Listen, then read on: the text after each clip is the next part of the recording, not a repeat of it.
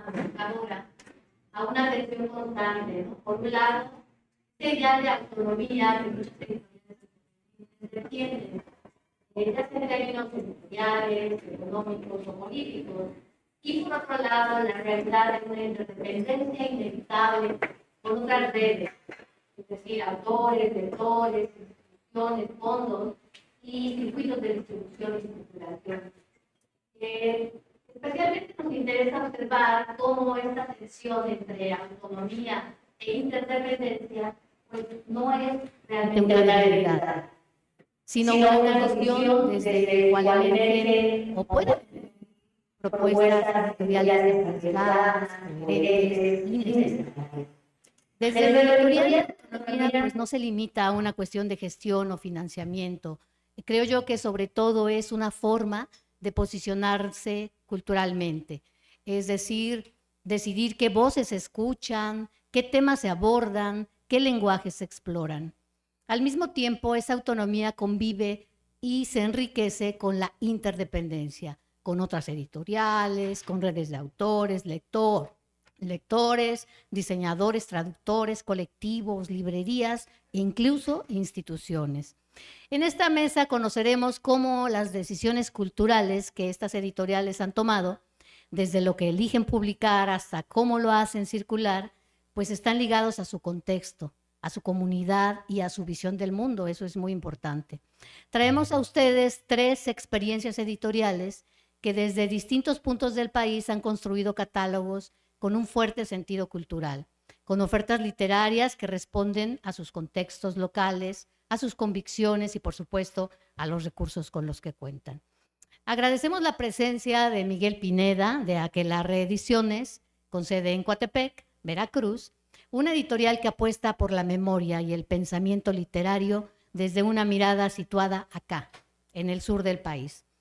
En segundo lugar, tendremos a Edgar Treviso, un poeta, traductor, editor y promotor de la lectura y escritura de poesía, que nos visita desde Chihuahua con Medusa Editores, un espacio que ha creado puentes entre la literatura y cuya labor ha sido clave para visibilizar voces desde el norte, muchas veces esas voces ignoradas por los grandes centros editoriales.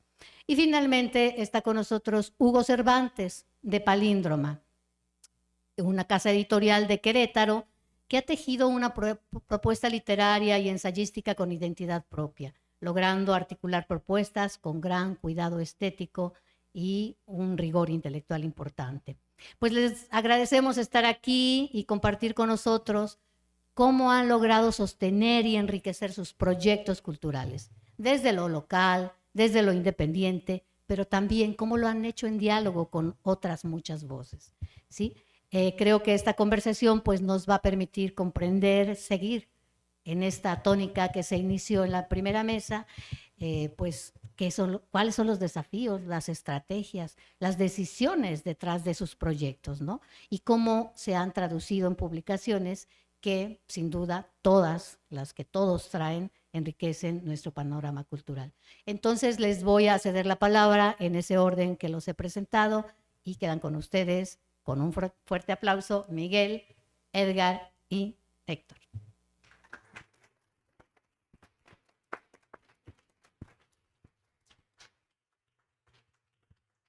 Hola, ¿qué tal? Buenos días a todas y a todos. Les agradezco mucho por acompañarnos hoy en esta mesa.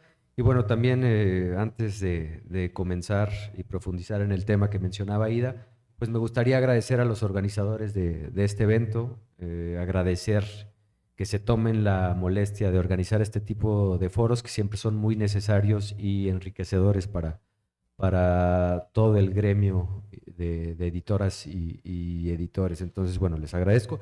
Y bueno, el hecho también de haber sido tomado en cuenta, que me hayan invitado a hablar un poco de este proyecto que fundé y que dirijo desde el año 2018. Entonces, bueno, muchísimas gracias por la invitación.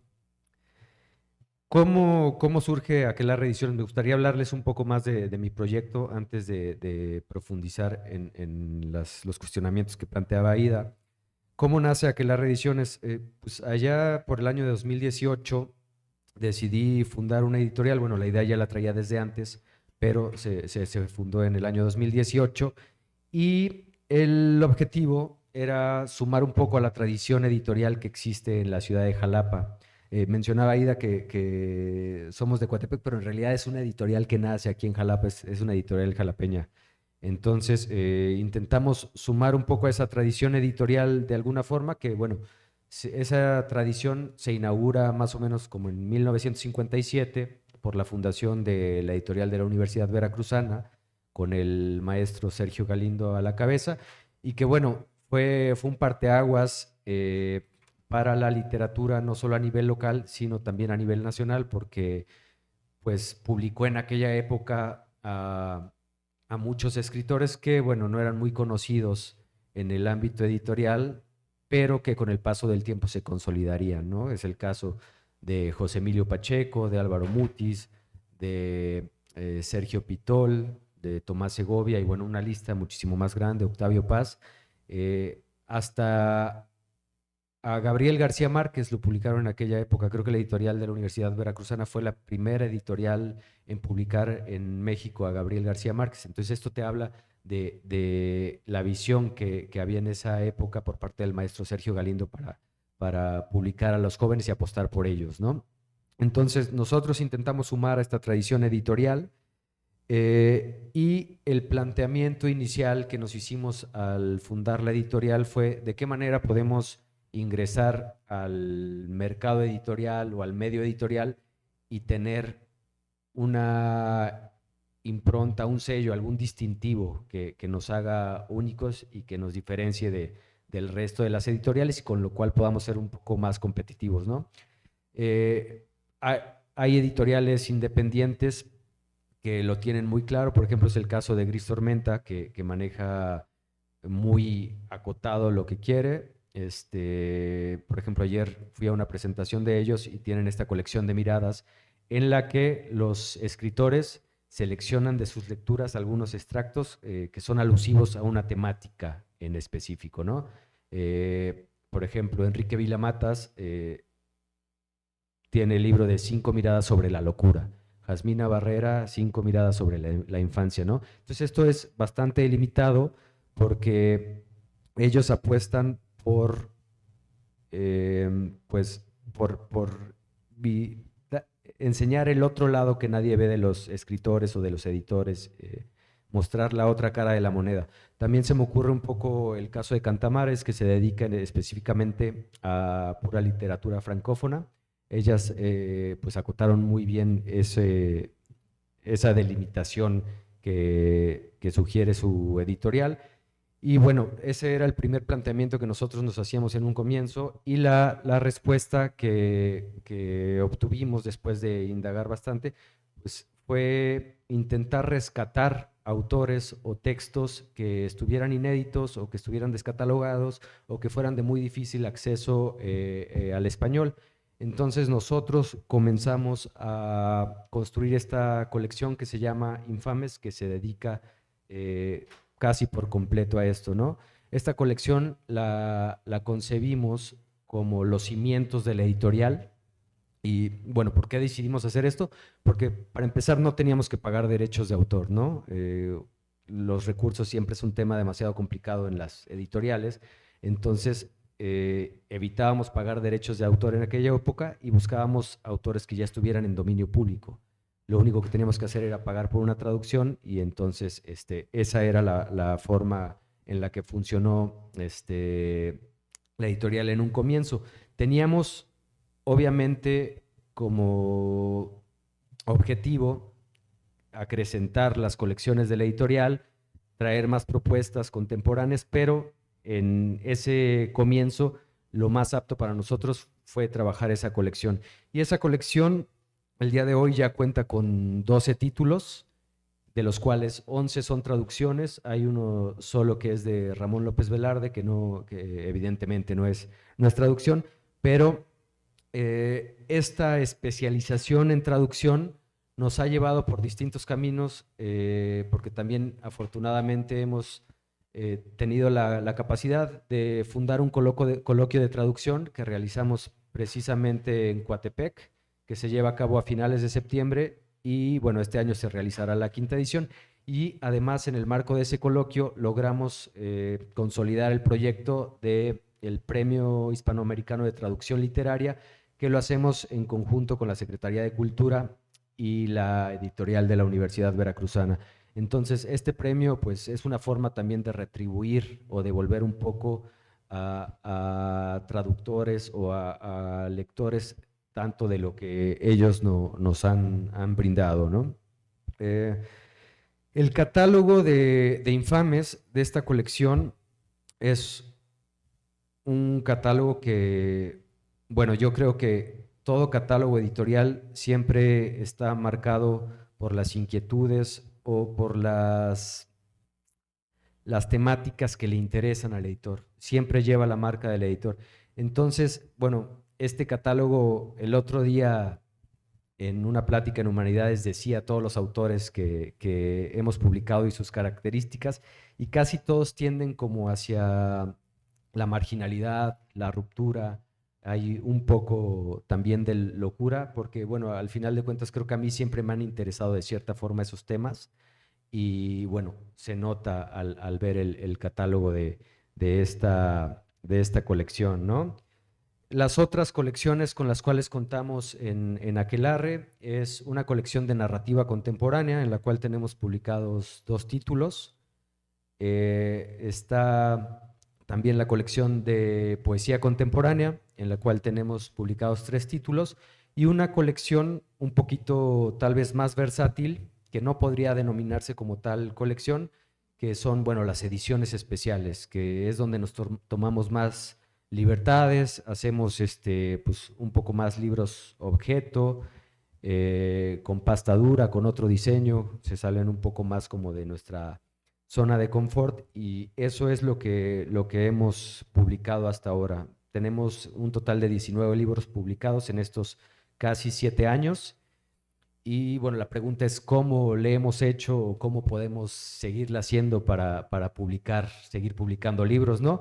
Porque como les comentaba, pues el tema de los recursos siempre es un tema espinoso, un tema difícil, un tema incluso incómodo, ¿no? Porque pues muchas veces tapas un hoyo, pero excavas otro más profundo. Entonces uno debe de ser muy, muy cuidadoso a la hora de manejar los recursos del editorial.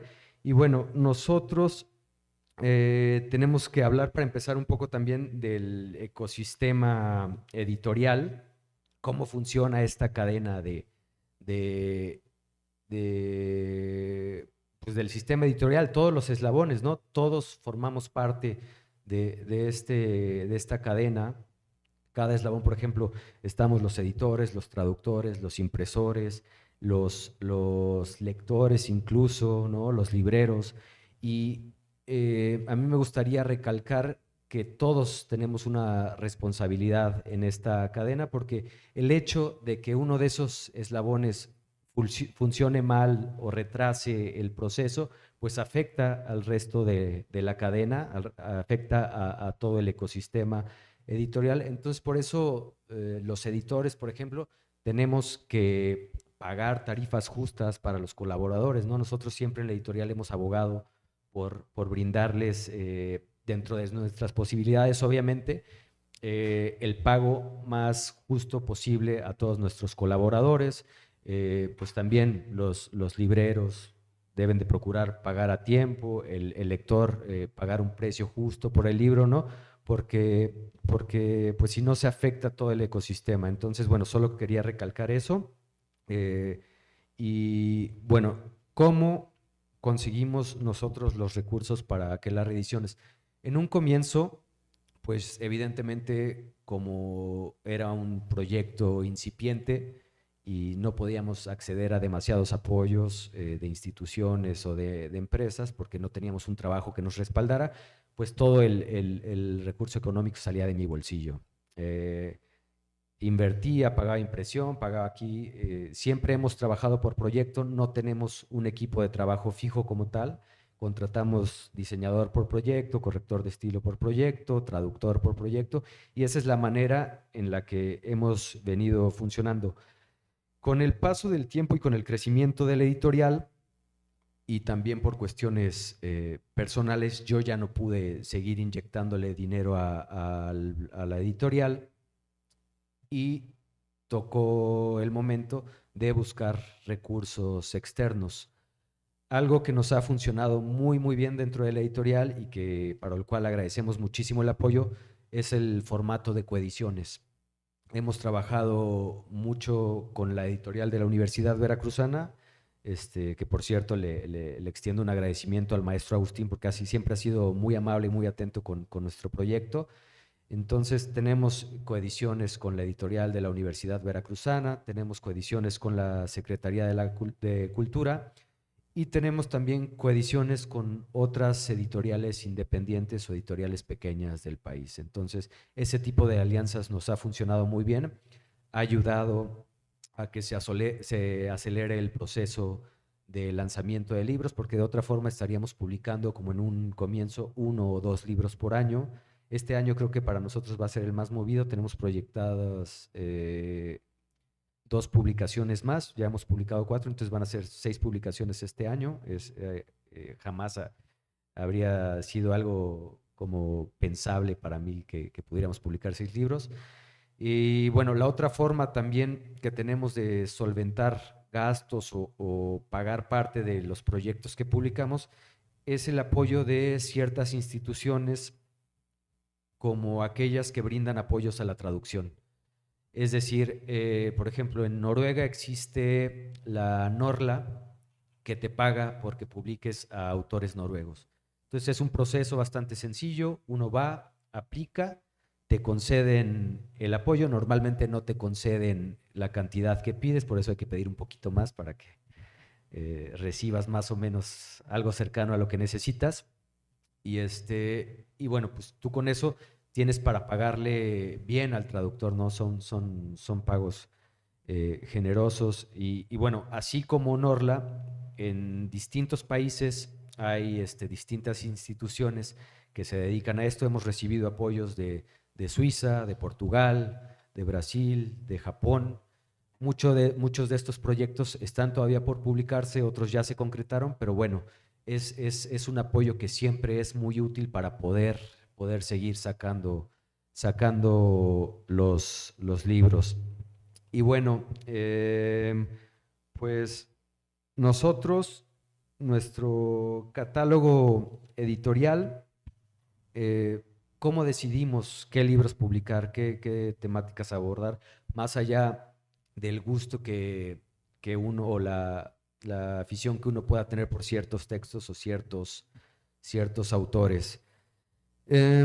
Nosotros no basamos nuestras publicaciones en tendencias, en modas o en lo que más se va a vender, ¿no? Nosotros lo basamos únicamente en la calidad del texto, siempre priorizamos y hacemos que nuestra brújula vaya dirigida hacia la calidad del texto y es lo que priorizamos a la hora de publicar libros. Entonces creo que por mi parte hasta ahorita sería todo, ya después veríamos si vuelvo a intervenir o no, pero bueno, les agradezco que me hayan escuchado.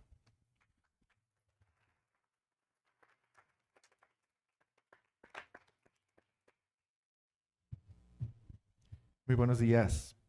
Estoy muy contento de estar aquí, verdaderamente. Yo soy, creo, el que tiene la editorial más joven al menos de entre los que se han estado presentando aquí.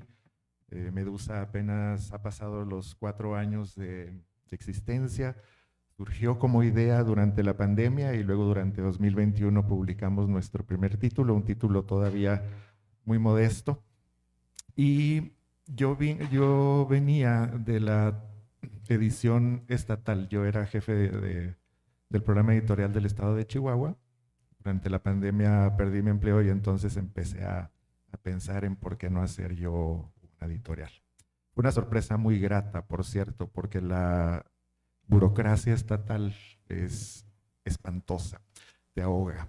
Yo calculaba que pasaba alrededor del 70% de mi tiempo en reuniones, papelería y demás, y el resto haciendo libros, así que tenía que quedar por las tardes, hacer los libros, corregirlos, diseñar y ese tipo de cosas.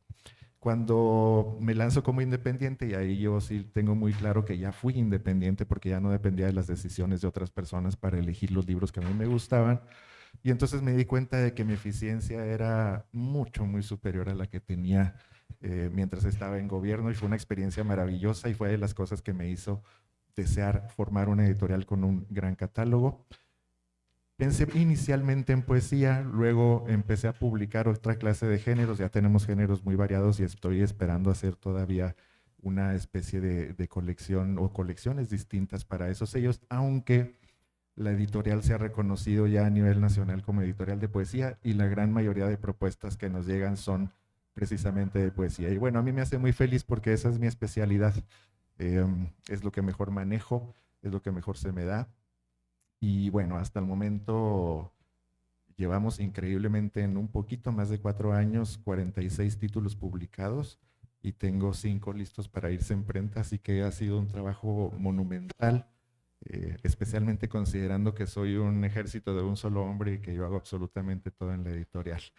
Desde la corrección, diseño, la atención de imprenta, absolutamente todo. Y bueno, en Chihuahua, aquí yo creo que puedo elaborar una especie de lamentaciones de un editor de provincias, porque estamos muy lejos. Chihuahua está mucho, muy lejos. Este es un país hipercentralizado. Las cosas no llegan a Chihuahua y aparentemente las cosas no salen de Chihuahua. A lo largo de mi carrera yo he visto cómo muchas editoriales chihuahuenses se desaparecen a los 2 o 3 años, surgen otras, desaparecen de inmediato, y Medusa es una de las que más ha durado, pero no solo eso, sino que mientras estuve trabajando en gobierno del estado me di cuenta que el principal problema de la publicación de libros allá es, primero que nada, que es un sistema muy localista. Si no eres chihuahuense o si no hablas de un tema chihuahuense no te publican nada. Y a mí eso siempre me parecía muy, muy molesto. Segundo, se publicaba el libro ya fuera por las universidades, por la Secretaría de Cultura, y ese libro circulaba esencialmente en la ciudad de Chihuahua y nada más. Entonces, mientras estuve en esos años en el gobierno del estado, nunca pude resolver el problema de la distribución. Me fue completamente imposible porque la burocracia era insalvable. No era siquiera posible sacar facturas para pagar y tener relación con los libreros y demás. Ahora que yo empecé a trabajar solo, me di cuenta de que no era tan difícil. Afortunadamente estamos en este tiempo que para nosotros los editores es magnífico, la era del internet. Uno puede hacer prácticamente cualquier cosa desde su computadora y desde su casa. Y muy rápidamente, apenas en 3 años, yo logré tener ya 15 puntos de venta en el país.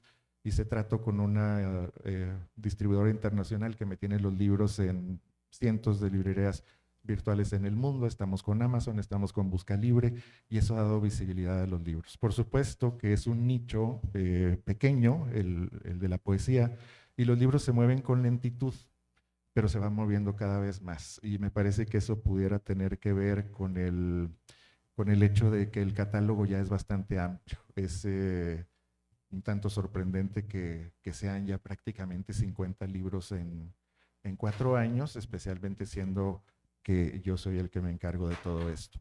Me gustó mucho el título del foro, el hacer comunidad, porque parte también de las intenciones de Medusa desde muy pronto fueron formar una comunidad, primero con los lectores y los autores, y después con los editores a los que he ido conociendo poco a poco y con los que me he encontrado muy bien y he encontrado una enorme generosidad por parte de ellos hacia el proyecto, y nos ayudamos juntos, por supuesto. Durante el primer año de Medusa me embarqué en un proyecto gigantesco. No sé cómo se me ocurrió hacer eso durante el primer año. Me puse a hacer un homenaje a William Carlos Williams, un proyecto que logró reunir a 75 artistas, entre poetas e ilustradores de 8 países distintos, y que se publicó. No tuvo éxito de ventas, tengo todavía un montón de cajas de ese libro. Batallé por meses para poder conseguir algunos patrocinios, tuve que meter de mi bolsa, pero fue un libro que me parece muy importante y que justamente tenía la intención de hacer comunidad entre los grandes autores que conseguí para estar ahí y los autores emergentes. Estuvieron personas como Renato Tinajero, Luis Vicente Aguinaga, José Luis Villarreal, José Javier Villarreal, un montón de poetas fantásticos junto con nombres de autores que no son reconocidos. Entonces mi intención era justamente que las grandes plumas fortalecieran también a las pequeñas para que tuviesen una mayor visibilidad. Medusa tiene una visión internacional, hemos publicado varias antologías de poesía internacional. Comenzamos con una de poesía japonesa, de dos poetas japonesas, Ono no Komachi e Izumi Chikibu, que aquí está en la mesita si lo quieren ver, por cierto. El segundo libro fue un libro de una autora polaca, Anna Zwierczynska, y el tercero de un chihuahuense, y así hemos ido. Se ha conocido también por eso, por estar buscando autores de fuera. Hasta el momento hemos publicado autores de 9 países distintos, y eso también ha sido, por supuesto, un esfuerzo gigantesco y algo que nos ha ayudado también a ir moviendo cada vez más el catálogo. La poesía se mueve con mucha lentitud, pero poco a poco he notado que sí se vende un poquito más. Constantemente hay regalías de Amazon, constantemente de Busca Libre. Las librerías, que es una de las cosas que voy a mencionar aquí, han sido, por desgracia, un problema, y aquí puedo abordar un poco el tema de esta mesa, que es esa interdependencia. Por supuesto, tenemos interdependencia con nuestros autores primero que nada, con nuestros lectores, a veces, por supuesto, con instancias que pueden aportar recursos para publicar, que pueden hacer coediciones con nosotros, pero el problema de los libreros es un problema serio que hemos empezado a abordar desde la EMI. Yo soy parte de esa asociación y hemos empezado a discutir sobre ese problema que son los libreros, porque la relación con ellos debiera ser nuestra mejor relación. El año pasado dediqué muy gran parte de mi tiempo a formar esta red de librerías en las ciudades más importantes del país y en otras librerías que me empezaron a pedir libros, librerías todas ellas independientes, excepto la Carlos Fuentes, que es la de la Universidad de Guadalajara. Conseguí 15 puntos de ventas y, por desgracia, solo 6 de ellos reportaron las ventas. Fue una pérdida de dinero gigantesca. Y de esas 6 que reportaron las ventas, a 4 de ellas les tuve que estar constantemente insistiendo en los pagos, cosa que es muy incómoda de hacer y aparte quita demasiado tiempo para una persona. Es algo que nosotros en AEMI hemos tenido que plantearnos, porque tenemos que hacer un catálogo de librerías que sí son cumplidas y que no nos perjudiquen. En algunos casos incluso uno pide la devolución de los libros y jamás regresan esos libros. Así que es una pérdida brutal. Y ese es el punto con el que yo más he batallado. Con los colegas editores ha sido fantástico. Tengo colegas en todo el país que he ido conociendo, con que tengo bonitas relaciones. Ellos me ponen los libros en sus ferias, yo los pongo en las ferias a las que tengo acceso. Afortunadamente tengo también una distribuidora que me pone en alrededor de 12 o 14 ferias nacionales los libros, entonces han ido circulando bien y eso me ha ayudado mucho para poder sostener las ventas. Y en términos de autores, la interdependencia que tengo con ellos desde hace poco es un poco distinta. Ahora estoy trabajando con esquemas de coinversión con ellos, en los que ellos aportan un poco, compran ejemplares a precio de autor, y en ese esquema la editorial no pierde de inmediato y el autor siente una mayor necesidad o mayores ganas de vender su libro para que pueda tener también beneficios económicos. Y es un sistema que ha funcionado mucho y espero que siga funcionando, por supuesto. El plan de ediciones de Medusa no es tan claro como el de alguno de mis colegas. Tiende mucho a la poesía y tiende a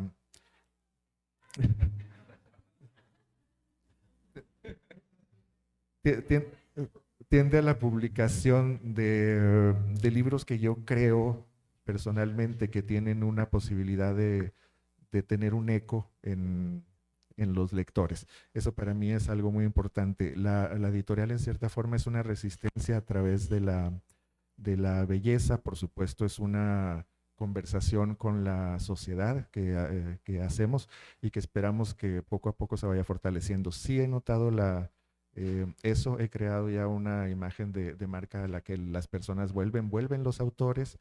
Me caen cada vez más autores de cada vez mayores nombres para querer publicar en Medusa, y hemos formado también una especie de conexión emotiva con ellos. En Medusa tenemos una pequeña mascotita que se llama Bochi, y yo le digo de repente la Madame Medusa o la Mini Kraken, y los autores y los lectores ya se refieren a ella así. Entonces hay una conexión muy bonita de manera emocional que a mí me parece que ha formado una comunidad muy, muy linda. En otros aspectos, tenemos, no sé si otras editoriales hagan esto, pero es algo que ha gustado mucho y que afortunadamente nuestros autores han querido hacerlo, ninguno de ellos se ha negado. Nosotros tenemos una política de acceso abierto a la lectura. En todas nuestras páginas legales aparece una leyenda en la que dice que si por cualquier motivo no se puede comprar el libro físico o digital, cualquier persona puede pedirlo de manera gratuita escribiéndonos a nuestro correo. La única condición es que hayan pasado 6 meses a partir de la publicación del libro. Nosotros aprovechamos esos 6 meses para hacer el grueso de ventas, y cualquier persona que por cualquier motivo no lo pueda comprar nos lo puede pedir y nosotros se lo enviamos sin ningún problema. Próximamente en nuestra tienda en línea estaremos subiendo los ejemplares para descarga gratuita para que las personas las puedan descargar. Es decir que en Medusa no todo es dinero, por supuesto que necesitamos dinero, por supuesto que necesitamos vender más, conseguir coediciones y demás. Hasta este momento, en 4 años de existencia, yo todavía sigo invirtiendo de mis otros trabajos para tener a la editorial funcionando, pero tengo esperanza de que esto vaya a cambiar en algunos años. Medusa es la única editorial que ha salido de Chihuahua. Como les digo, todas aquellas son muy centralistas, distribuyen solo en sus propias ciudades, y Medusa ya ha estado en la Feria Internacional del Libro de Guadalajara, está en muchas otras ferias, e incluso el año pasado tuvimos la fortuna de que un editor de una editorial internacional argentina que tiene distribución en todo el Cono Sur y en España, compró un par de mis antologías, una antología de poemas chinos y otra antología de poemas japoneses, y nos ofreció la compra de derechos para la distribución en todo el Cono Sur y en España. Ese tipo de cosas han estado sucediendo, y ese tipo de cosas me dan mucha esperanza de que el proyecto siga funcionando. Ha generado cariño, ha generado interés, cada vez llegan más autores pidiéndome editarles. Por supuesto, ya a estas alturas yo ya no puedo con todo.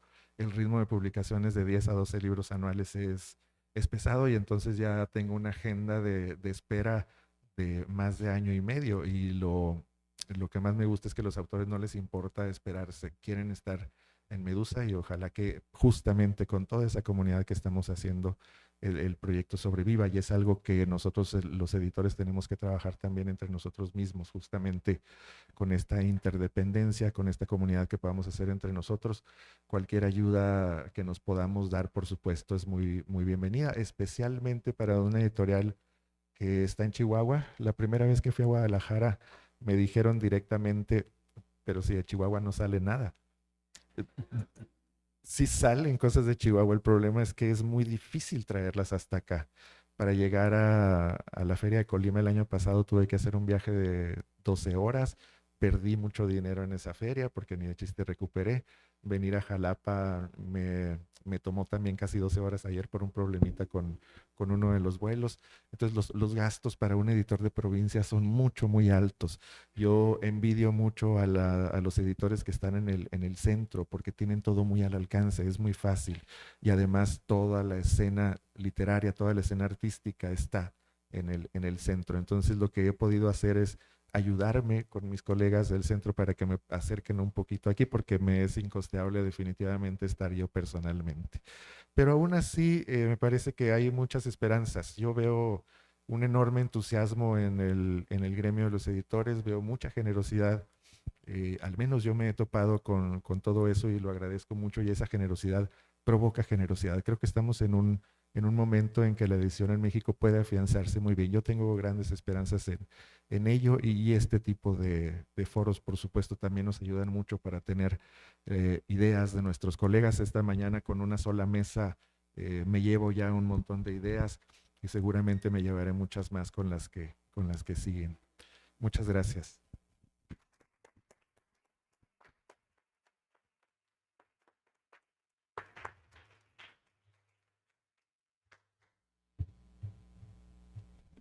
Hola, ¿qué tal? Yo soy Hugo Cervantes de Palíndroma. Bueno, voy a platicarles así como que brevemente quiénes somos nosotros. Y como no sabía más o menos cómo iba a funcionar esto, escribí un textito que tiene que ver como cómo harías tu editorial. Aquí hay personas a las cuales yo he seguido desde antes de que iniciáramos el proyecto editorial y conocemos su trabajo. Veo caras conocidas, seguramente no me conocen, pero yo los conozco a ustedes porque he consumido sus libros desde hace muchísimo tiempo, ¿no? Y creo que eso es lo importante cuando te metes en este circuito editorial. De hecho, no vemos los libros igual. Siempre que agarramos, no sé, un libro pienso por ejemplo, Gris Tormenta, que son nuestros paisanos, pienso en Grano de Sal, siglo XXI, lo que hace Impronta. Vas en las ferias, lo ves, le das la vuelta, ves el lomo, ves cómo está de alguna manera cortado, cómo están esos detalles. Uno cuando hace libros también se fija en cómo están hechos los libros y como que se vuelve loco con eso, ¿no? Somos de Querétaro, somos una editorial autogestiva completamente. La fundamos en 2020, teníamos el sueño de que el proyecto arrancara y paulatinamente fuera teniendo más autores, autoras y que fuera teniendo difusión. Eso que comenta Edgar Treviso sobre el centralismo de la Ciudad de México, pues es muy potente, ¿no? O sea, hay editoriales como, pienso en Tijuana, Lapicero Rojo, pienso en Medusa, y nosotros que estamos en Querétaro, y a veces también es complicado que estemos a 212 kilómetros de la Ciudad de México y persiste el centralismo. Pero también creo que se puede resistir desde nuestros estados, ¿no? Como hacer ese tipo de comunidad. Recientemente fuimos invitados por parte de los estudiantes de la Facultad de Letras de aquí de la UB. Celebro mucho ese evento porque hicieron un evento que se llama Literatura de Costa a Costa, donde trajeron editoriales de Guadalajara. De paso, desde la costa del Pacífico hasta el Golfo nos encontraban a nosotros y también vinimos a hablarles un poquito de lo que hacemos como editores. Y creo que la UV y el estado de Veracruz, en particular Jalapa, yo estoy muy alegre de estar acá, me gusta mucho Jalapa, si me pudiera mudar de Querétaro me vendría para acá, porque tienen un proyecto editorial muy amplio, muy interesante. Comentaba ahorita Miguel algo muy importante sobre las publicaciones que han hecho desde el trabajo editorial de la UV. No solamente es García Márquez, también yo comentaba el jueves pasado que habían publicado un libro de Luis Cernuda. Y hoy que todavía estamos de fiesta por el centenario de Rosario Castellanos, hay que recordar que en 1960 publicaron Ciudad Real. Es un libro de cuentos de Rosario Castellanos que, bueno, yo quisiera tener la primera edición que publicó la UV en 1960, no lo voy a encontrar acá, pero lo puedo encontrar en el libro del Fondo de Cultura, ¿no? Cuando lo juntaron. Creo que eso es importante y un foro como este es muy necesario, ¿no? Para hablar de eso. Nosotros tenemos 20 títulos, tenemos 5 años trabajando. La pandemia, como a todos, nos pegó de lleno. Fue una situación muy complicada. Siempre que voy a eventos como este lo menciono porque realmente tuvimos la oportunidad de decidir parar el proyecto y hacerle caso a Hugo López Gatell y saber que en junio del 2020 íbamos a regresar a la vida, y sabemos que no fue así. Pero no nos rendimos y nos sumamos a lo virtual y tuvimos la suerte de agotar nuestro primer libro que tenía 500 ejemplares, se agotó, ¿no? Así como presentamos de manera virtual, así como Edgar dice, en poco tiempo, todo por Instagram, por las redes sociales, empezamos a escribirles a las librerías independientes. Un eslabón muy importante dentro de este circuito editorial, confiar en las editoriales independientes, siempre y cuando se concentren en hacer tejido, ¿no? Social y poder promover con clubes de lectura, con ejercicios de la difusión y el fomento, ¿no? Teníamos 25 librerías independientes en el país con las cuales estábamos mandándoles libros, y luego después fueron desapareciendo con la pandemia. Eso es una cosa muy triste. De la manera como también comentaba Edgar, así como nacen las editoriales autogestivas, también mueren, ¿no? O sea, hay muchas que nos queda el recuerdo, que existían, otras que también son consorcios muy grandes que van quebrando, no siempre se puede, pero creo que la pasión está ahí. Entonces tenemos una colección de poesía, una de narrativa, vamos a abrir una de ensayo, una de minificción, nos gusta la minificción, publicamos algo de teatro. Es muy complicado vender poesía, lo hemos visto, y es muy difícil vender minificción, pero es casi que imposible vender teatro, solo la capilla lo logra, y pues uno es fanático de la capilla y compra los libros de la capilla y es como que, claro, me gusta esto, quisiera verlo representado. Y bueno, seguimos con el proyecto, vamos un poquito atrasados con nuestras novedades y estamos casi llegando a junio, van a empezar las ferias como por septiembre, como por ahí. Esperamos llevar algunos títulos de lo que vamos a sacar este año. Hemos tenido años muy, muy apagados. Hubo un año que publicamos solo 4 títulos, pero hubo un año en el que publicamos 12. Entonces todo es como un ir y venir. Es una prueba de resistencia, ¿no? O sea, hemos ido a muchas ferias. Como bien lo dice Edgar, a veces creo que es más la pasión y esta locura de estar por allá y lo mucho que nos gusta estar conviviendo con las personas que también gustan de los libros como nosotros, ¿no? Tanto editores y sobre todo como lectores, nunca hay que olvidar que también somos lectores, no más que editores también llegamos por ahí leyendo, estamos leyendo todo el tiempo. Les comparto el textito que hice, se llama Cómo iniciar tu proyecto editorial en 5 pasos y dice así. Eso tendría que ser un decálogo sobre la edición, sobre los libros, pero como pasa el 97% de los casos, el tiempo no ha sido suficiente para terminarlo. Cuando te sumerges bien en el mundo editorial, te das cuenta que la vida tiene otro ritmo, que lo que urge para ayer es lo más importante, aunque seguramente tampoco estará listo para mañana. Dicen que los tiempos de Dios son exactos, pero Dios no trabaja en el mundo editorial, por eso todo lleva un retraso y lo único que hará contigo es ponerte en el momento indicado, en el evento preciso, donde tu circunstancia y tu deseo mirarán hacia el lugar específico y serás seducido por el noble, digno y entusiasta oficio de la edición. Bienvenido. Tus ideas, tus anhelos, todos los autores que piensas, planeas, fantaseas publicar, están esperando sin saber que estás pensando en ellos o que les contactes para publicarlos. Por ello, aquí te comparto 5 pasos fundamentales que tendrás que tomar en cuenta para iniciar tu proyecto editorial. Número 1. Yo no soy un letrerido, es mi pasión una brújula sin norte. Si de alguna manera la literatura, en cualquiera de sus géneros, se te atravesó en el camino de la vida, ya sea en el kinder, la secu o la universidad, seguramente te llevaron a los lugares más comunes donde alguna vez todos hemos estado. Es decir, algún poema de Benedetti, alguna frase de Paulo Coelho, algún libro de Walter Rizzo que te hizo sentir bien, que te dijo algo con las mismas palabras que tú conoces, que tú usas comúnmente, pero que en ellos suena distinto. Porque bien podrías decirle a tu mejor amigo en una peda, ¿por qué no hacemos una editorial y publicamos lo que siempre hemos soñado? Hasta tus poemas. Pero es mejor decir, no te salves, no te quedes inmóvil al borde del camino, no congeles el júbilo, no quieras con desgana, no te salves ahora ni nunca, no te salves. Ahí, en ese preciso momento que sentiste que esas palabras significaban algo para ti, inicia tu camino.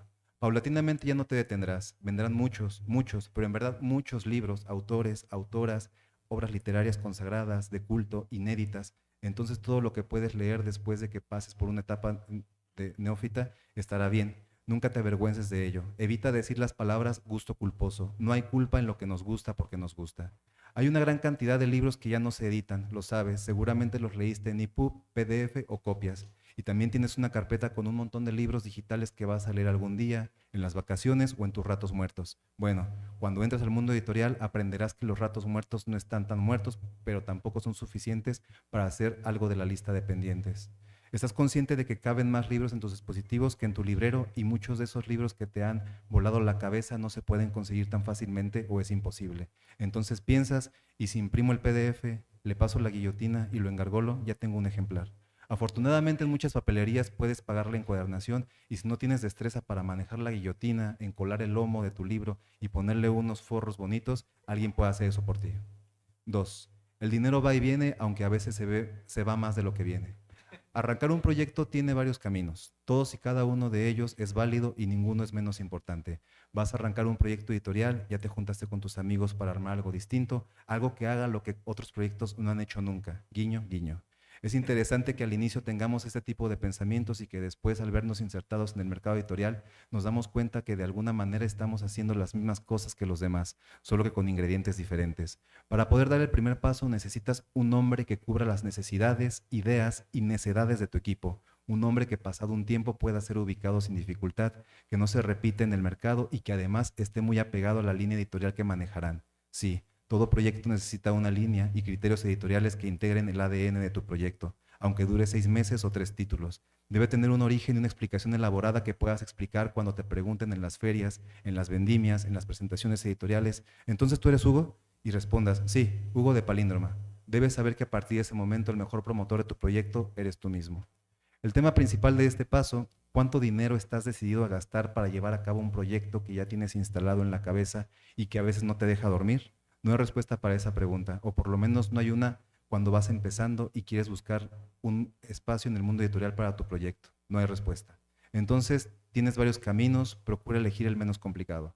A. Busca patrocinio con personas que tengan poder adquisitivo para invertir y no desequilibrar su economía en algo que muchas veces no es una garantía de venta, pero que funciona para otros propósitos como promover la lectura, generar lectores, dar a conocer la obra de algunos de autores importantes o que tengan una propuesta contundente. Esto último es muy subjetivo, pero si tienes un buen ojo seguramente correrás con suerte. B. No tienes que gastar tanto, puede ser una publicación de bajo costo, pero de muy buena calidad. No todo lo que hay en el mercado son libros, también hay fanzines, plaquettes y diversos tipos de impresión y encuadernación que se distancian notablemente del método industrial.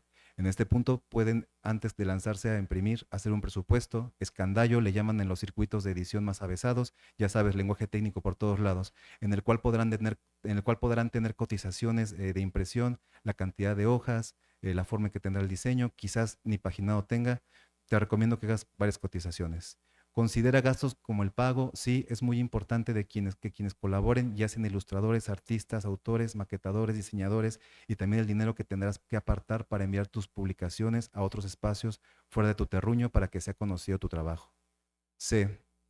Revisa qué convocatorias existen que proporcionen apoyo económico para impulsar un proyecto editorial. Hay varias, hay a nivel federal y estatal hasta municipal. En este caso te recomiendo más paciencia que nada. Los tiempos del Estado son una ruleta rusa. Hoy es sí, mañana podría ser no sé. Debes estar listo para cualquier cosa. D. También puedes renunciar a los patrocinadores, a los apoyos gubernamentales, a todo. Puede ser un proyecto antiapoyos, todo por ti mismo. Vamos a incendiarlo todo con nuestras publicaciones y sí, estos proyectos son los más radicales, pero aún así es preciso el dinero para darle marcha. Entonces considera en este caso solo tres cosas. Uno, ya ha habido muchos proyectos como el tuyo, no eres único. Dos, si el dinero saldrá de tu bolsa, sea responsable y procura controlarte. Un día se acaba y no solo se acaba el dinero, también el proyecto, pero tarda en verse muerto porque, como las estrellas, solo queda su brillo cuando se extinguen de verdad. Y tres, lo primero que publiques debe abrirte camino para publicar más cosas. Es decir, si publicaste 3 títulos, procura moverlos y hacerlos una venta segura. Con ese dinero de ventas obtendrás no toda tu inversión, pero sí la posibilidad de tener otra tanda de publicaciones. E. Haz una rifa o un crowdfunding. Invita a todos tus amigos desde el kinder y a todos tus primos. Jamás va a ser tan útil tener de tu lado a la familia extendida. Pon una cantidad en tu meta y con ello cubre todos los rubros de la publicación que harás. Sé fuerte y resiste porque antes que tú, todos tus colaboradores deberán recibir pago, incluso si es simbólico, es importante, en la realidad y no en el mundo de las palabras. 3. Ten un colmillo en el ojo, no publiques a tus amigos. Ten paciencia si tienes amistades que esperan revolucionar el mundo con su obra. Siempre hay personas con esas características en este mundo. Sea amable porque la vida da muchas vueltas y no sabes cuál es el destino de nadie ni el tuyo.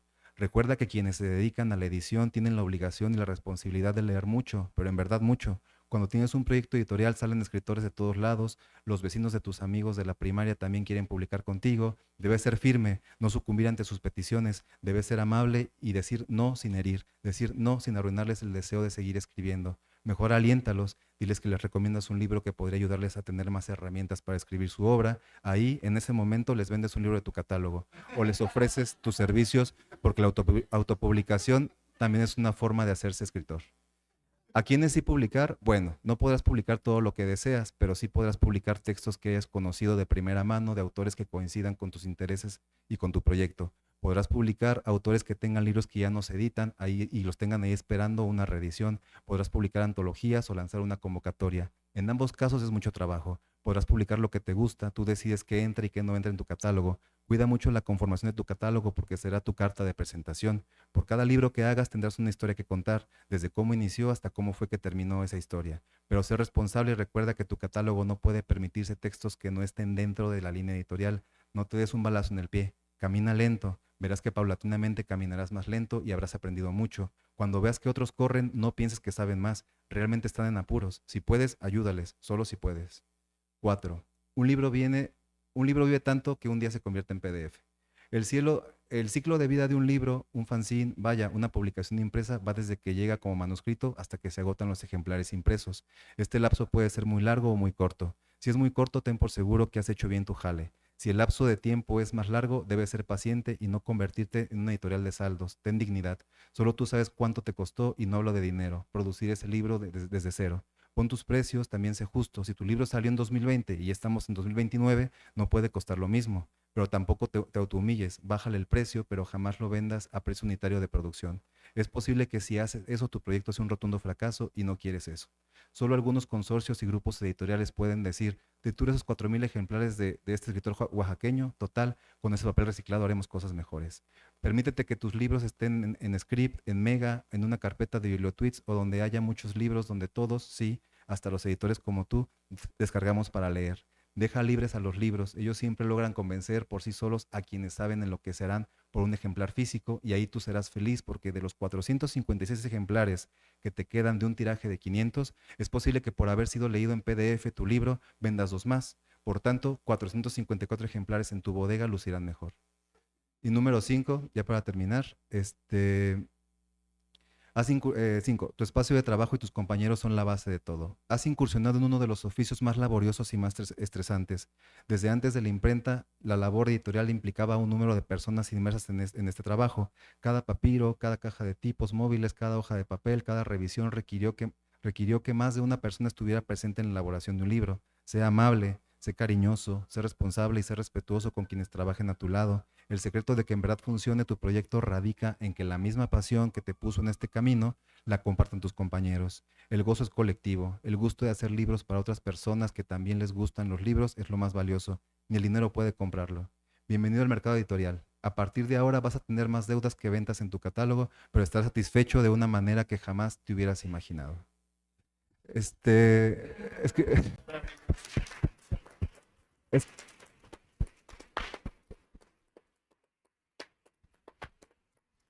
escribí este texto porque es como una especie de mapa de lo que nos ha pasado. Nosotros estudiamos letras, Ana Clara y yo, fundamos este editorial en 2020 y realmente en mi facultad donde yo estudié no había como que una materia que hablara de edición. Creo que el oficio de la edición es muy noble en algunas formas y también es muy celoso. Hay muchos editores que hemos conocido a lo largo del camino que tienen como que, está muy sacralizado esa figura y como que tienen secretos que nadie le quieren revelar y como por qué te voy a decir con dónde imprimo y por qué te voy a decir qué tipo de papel es y así.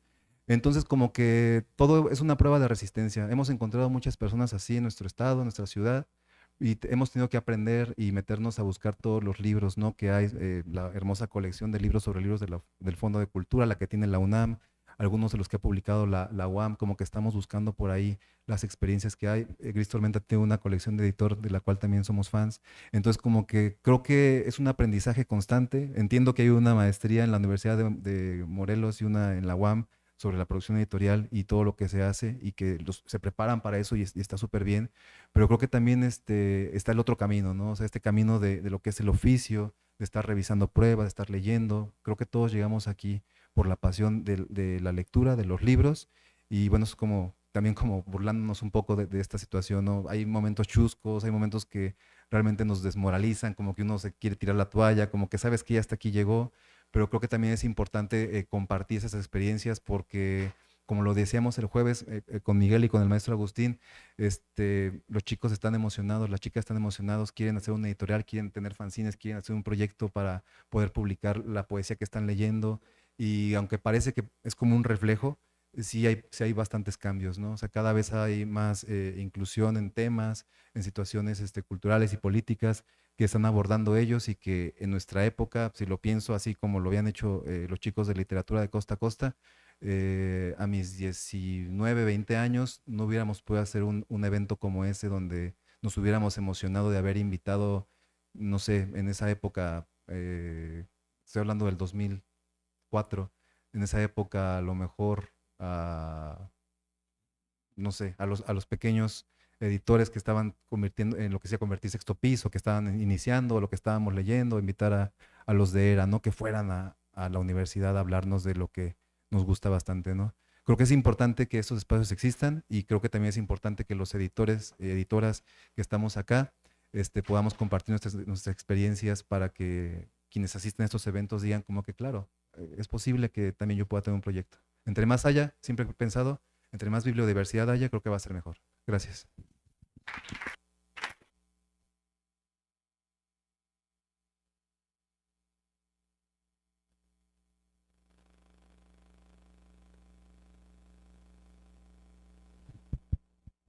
Con respecto a lo que decía mi colega ahora sobre la pasión, por supuesto, la principal condición para un editor independiente es una pasión formidable por los libros. A veces les digo a mis amigos que me emociono mucho con un libro, lo trabajo por meses, lo lanzo y vendo 8 ejemplares en las primeras 2 semanas. Entonces, por supuesto, me deprime, pero para alivianarme me pongo a hacer otro libro. Y eso es lo que hacemos todos los editores. Es un trabajo difícil, pero bellísimo. Por eso, por supuesto, no lo podemos dejar. Sí, bueno, vamos a pasar a la parte de las preguntas. Si quieren preguntar cualquier cosa, aquí andamos. Gracias. Tengo una pregunta para los tres, em, pero con una subpregunta más enfocada hacia el trabajo de Medusa. La pregunta para los tres es cómo eligen sus tirajes, ¿no? ¿Cómo deciden cuántos ejemplares van a tirar por título? Si es un número, por ejemplo, que hace parte del criterio editorial de la casa en general, ¿no? O si varía de título en título y cómo.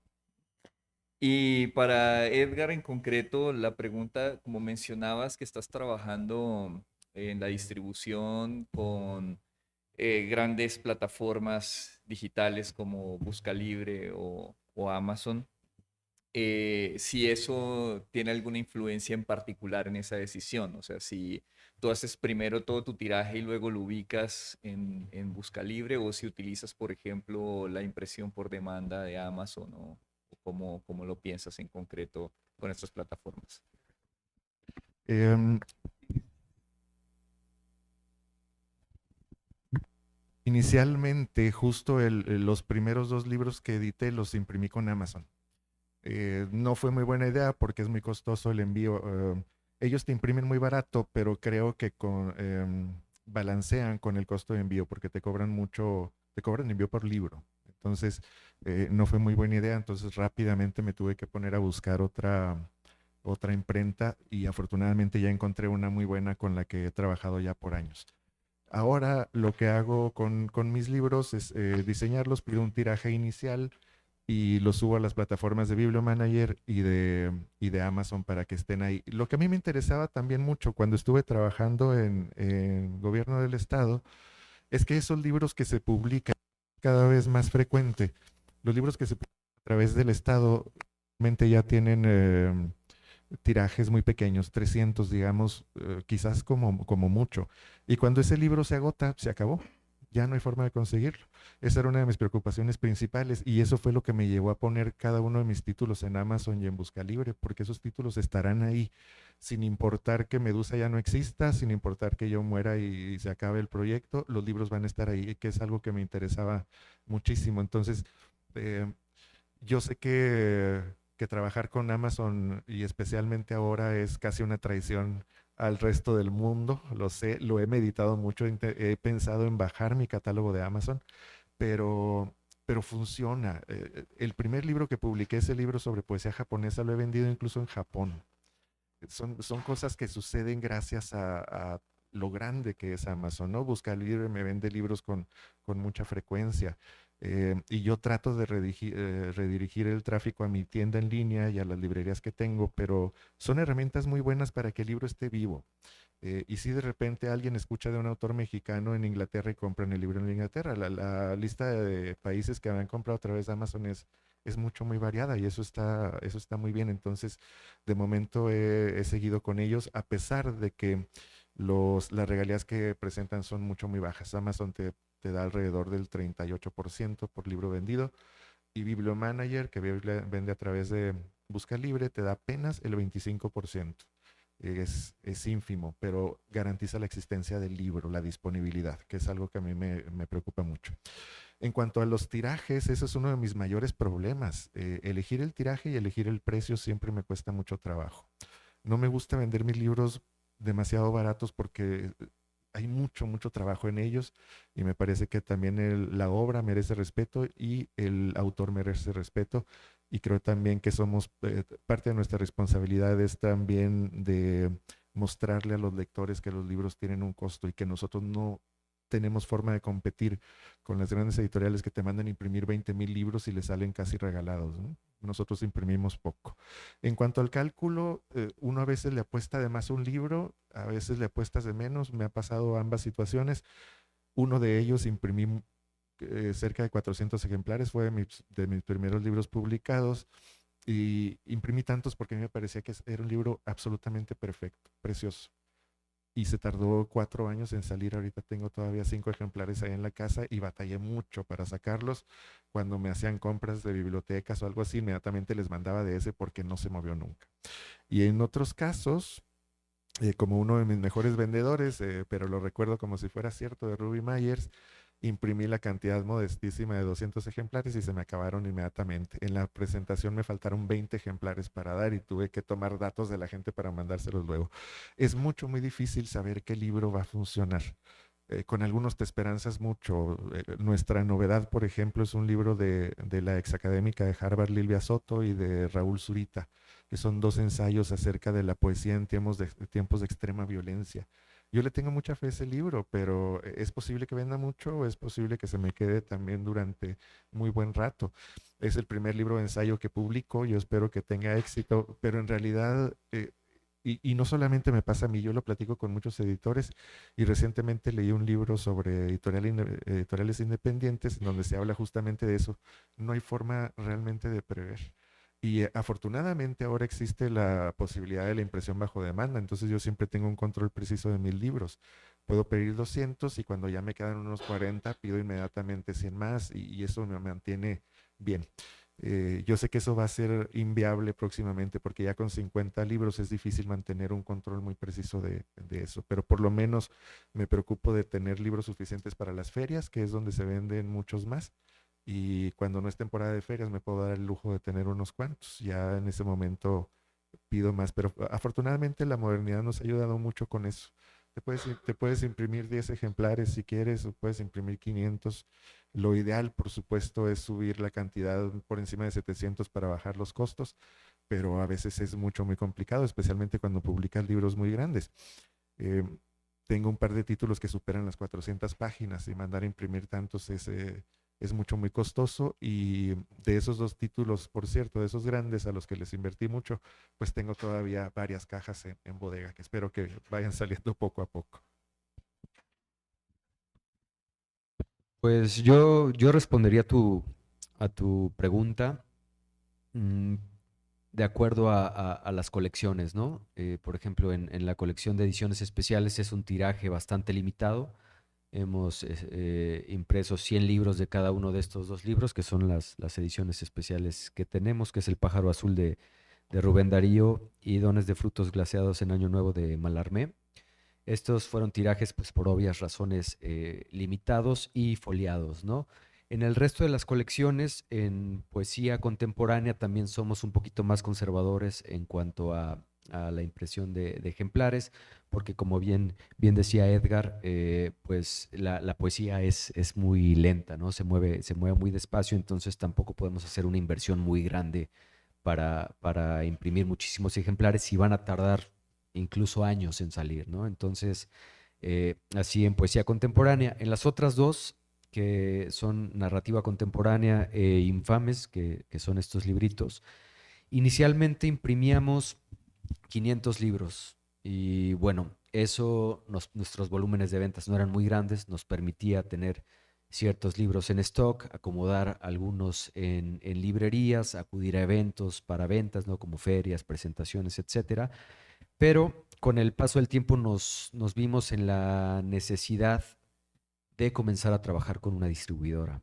Y eso nos cambió totalmente el sistema de impresión que teníamos, porque necesitábamos tener más ejemplares para darles a ellos una cantidad grande, que ellos ya como que soltamos toda la distribución que teníamos nosotros en librerías independientes. Y bueno, ahora estamos imprimiendo 1000 libros por título.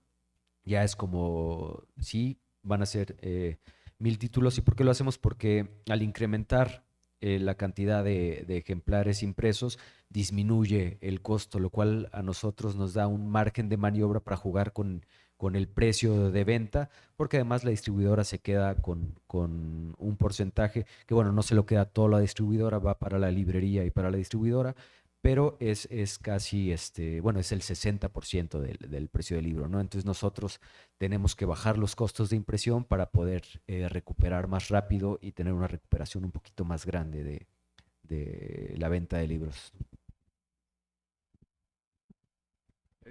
Bueno, en nuestro caso iniciamos como que creo que con el pie izquierdo, porque imprimíamos por título 1000 ejemplares y todavía ni siquiera empezábamos el proyecto. O sea, como que, ¿bueno? Bueno, 500 el primero y luego después 1000, ¿no? Todos los demás. Entonces, como que todavía tenemos títulos del 2020, pero luego después como que fuimos bajando la cantidad y igual, como comentan aquí nuestros colegas, la poesía es muy complicada de vender, pero son los títulos que es la colección que más tenemos, más títulos tenemos. Sin embargo, también creo que lo que hemos publicado en narrativa, nuestro título con más ejemplares es uno que hicimos 2000 ejemplares, y luego otro de, o sea, otro de 1000, pero la narrativa es más fácil de vender, digámoslo, ¿no? O sea, tenemos momentos de venta muy interesantes, que en la tienda virtual vemos así porque está la estadística y como que es como que, vendí tantos, ¿no? Pero hay meses como que no vendes más que uno, ¿no? Como que es como, bueno, hay que tener paciencia. Pero sí, estamos ahorita haciendo tirajes más reducidos. ¿Alguna otra pregunta?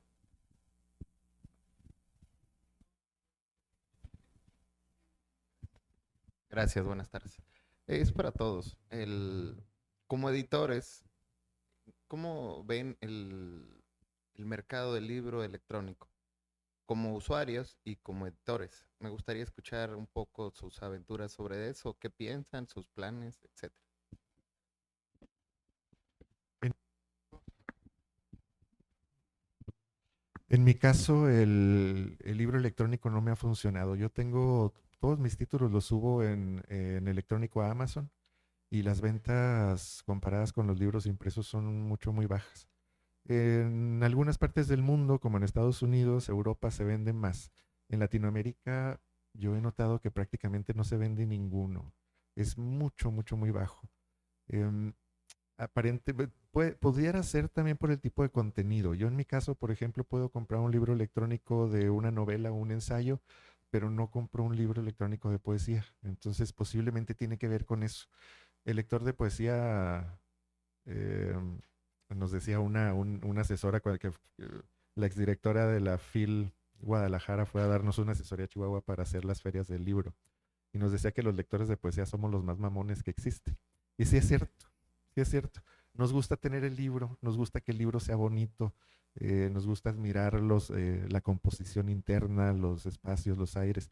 Y, y también tenemos los que ya somos lectores muy asiduos, tenemos esta capacidad de volver en unas semanas al libro y saber exactamente dónde estaba ese poema, cosa que no sucede en un libro electrónico. Entonces, pronto se abandonó, a mí me parece que pronto se abandonó ese auge que tuvo, sí tuvo un auge muy importante, pero yo no noto más ventas en los míos, sigo haciéndolos así, a pesar de todo, porque en algún momento pudiera haber otro auge de ello, pero en mi experiencia parece que no, al menos en la clase de libros que publico. En Aquelarre Ediciones aún no hemos experimentado con los libros digitales.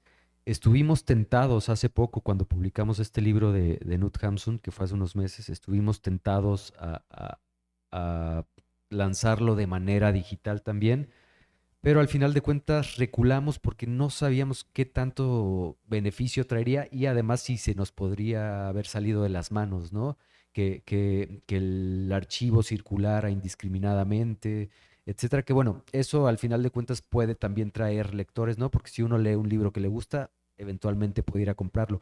Pero decidimos al final no hacerlo y bueno, no sé si lo haremos en algún momento, tal vez mediante Amazon, que pone ciertos candados para que los archivos no circulen de esa forma, pero tenemos una muy mala experiencia con Amazon. Nos fue muy mal hace unos años, entonces no creo que demos ese brinco para los libros digitales. Eh, También nos fue mal con Amazon. Creo que eso es una reunión en contra de Jeff Bezos, ¿no? Pero lo que pasa es que nosotros entramos en Amazon porque, o sea, quisimos estar en todos lados porque la pandemia era muy horrible y nos metimos a Mercado Libre, a Amazon. Fue muy complicado, no lo podíamos creer, que fue muy complicado poder suscribirnos. Nos llegó de un día para otro un sobre gigante con una pequeña, con una, como una calcomanía que despegamos, se veía como un código ahí que ya pudimos poner en la página y ahí sí nos hicimos como de Amazon Seller. No sé si a los demás les pasó así. Nos llegó de Wisconsin, así un sobre así de la nada. Y ya entramos, pero lo que pasaba, bueno, aquí hago un pequeño paréntesis. Nosotros, a diferencia de Edgar, tiene razón todo lo que dice, hay que valorarlo de la obra, tanto el autor como todo eso, pero también pensamos mucho en los lectores y muchos de nuestros precios son muy bajos, ¿no? O sea, pensamos, en nuestro libro más caro cuesta 350, de ahí en fuera están 200, 250, 100 y así van. Este, Nuestra aventura con el libro electrónico no ha sucedido, seguimos en la lucha, no hemos podido como dar ese salto, nos fuimos a inscribir a Bookwire para poder subir los libros a las plataformas de, digamos, como de streaming, pero los libros como Bookmate y así. Seguimos en esa lucha, no lo hemos logrado. Entonces, lo que sí hemos encontrado en esto del libro electrónico es que alguien los ha puesto a la venta en Mercado Libre, están en Script, entonces ahí pueden encontrar algunos y digo como, ok, podremos denunciarlo, podremos no, los libros siguen ahí. También confiamos en que ese tipo de ganchos funcionan porque luego las personas queremos tener el objeto en mi librero y ya lo leí, lo quiero tener ahí, verlo en la mañana, a que pues no lo puedo tener, no lo puedo tocar, ¿no? También pasa mucho eso. Entonces sí ha sido complicado, sin embargo, sí queremos como llegar hasta allá porque hemos tenido la fortuna de que hay a veces clubes de lectura con personas que se inscriben desde otros países y creo que es más complicado hacer llegar un libro de, no sé, esa antología que hicimos del Festival de Poesía, hacerla llegar hasta Noruega, ¿no? Y hay algún hispanohablante allá y que le interesa y dice, bueno, yo quiero estar ahí. Creo que también lo hacemos por eso, para poder tener un brazo más largo ahí. Tengo un pequeño comentario sobre lo que mencionaste sobre los costos. En efecto, también mi libro más caro cuesta 400 pesos y es este que es de 430 páginas, que me parece que es un precio bastante razonable y yo también, en efecto, desde 200 a 350, unos cuantos títulos un poco más gruesos, pero sí se consideran, he notado yo mucho eso, que se consideran como libros muy costosos, especialmente ante competencias que me parecen muy desleales, como las del Fondo de Cultura Económica, que a veces se te pone enseguida en una feria y te venden los libros en 70 pesos y la gente ve el contraste con uno de 250 que tienes tú y les parece muy costoso. Ese es un problema también yo creo, de conciencia de los lectores. En México se ha acostumbrado mucho el que las instancias de gobierno regalen los libros, por ejemplo, entonces no se ha generado todavía una conciencia del valor. Y en efecto, un libro de 250 pesos en este tiempo se puede considerar un libro muy económico, ¿no? Las personas que compramos libros sabemos que en realidad no son tan costosos, aunque a veces sí se perciben como tal. Sí, tenía una pregunta para los tres. Me gustaría saber cómo le han entrado a la cuestión del marketing, cómo hacen su promoción, porque, bueno, yo que llevo ya años, o sea, me ha parecido es una pesadilla. O sea, cómo logras colocar tu libro tanto en redes sociales como en medios. Me gustaría escuchar la experiencia de cada uno. Gracias. Sí, es una pesadilla. Eh, lo es, lo es. A mí me gustaría tener mucha más presencia en redes. Yo sé que un libro puede funcionar mejor si está uno insistiendo sobre el libro, pero la cantidad de tiempo que quita hacer eso es muy grande, muy grande. Posiblemente de entre las primeras cosas que haré para cuando contrate a alguien será alguien que se encargue justamente del marketing para poder seguir hable y hable del libro. Es muy complicado. He notado también que las revistas, por ejemplo, me hacen una reseña de un libro en una revista y yo espero que ese libro se venda, pero no se vende en absoluto.